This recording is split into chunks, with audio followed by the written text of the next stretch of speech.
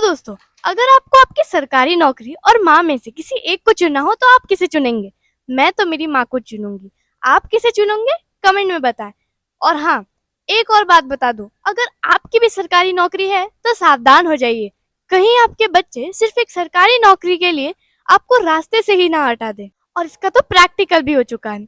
एक सगी बेटी ने अपनी माँ की सरकारी नौकरी और जायदाद के लिए अपनी माँ की सुपारी 7 लाख में दे दी, और वो भी एकदम फिल्मी स्टाइल में।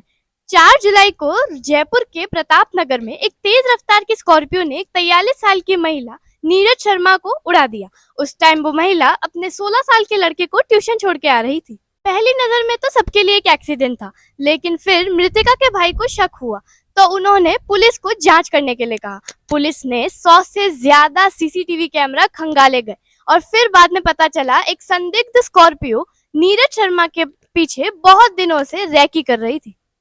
फिर जब पुलिस ने थोड़ी डीप जाकर जांच की तब इसके सामने आया एक ऐसा सच जिसने सबके पैरों के नीचे से जमीन खिसका दी।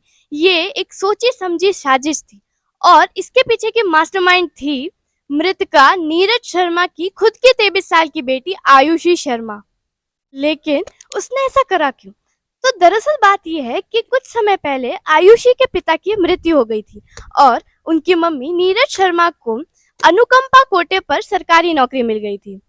पर आयुषी को ये लगता था कि इस नौकरी का हकदार वो है और वो चाहती थी कि ये नौकरी उसे मिले।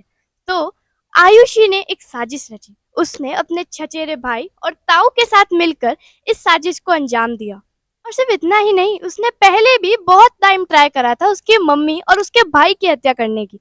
वो चाहती थी कि उसकी मम्मी और भाई दोनों साथ में मर जाए। पहले ट्राई में वो खुद सांगानेर चली गई और हत्यावरों को पीछे से कहा घर में पहले नारियल फेंकने को, ताकि पता चले कि माँ और बेटे दोनों अंदर हैं।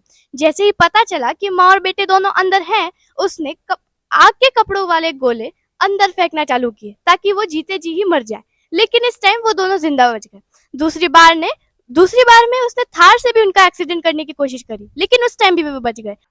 फिर फिर तीसरी बार उसने अपने चचेरे भाई और ताऊ के साथ मिलकर उन दोनों की हत्या कर दी। और फिर तीसरी बार उसने अपनी इस वारदात को अंजाम दिया। अब ये सोचने वाली बात है कि उस लड़की ने ऐसा क्यों करा होगा।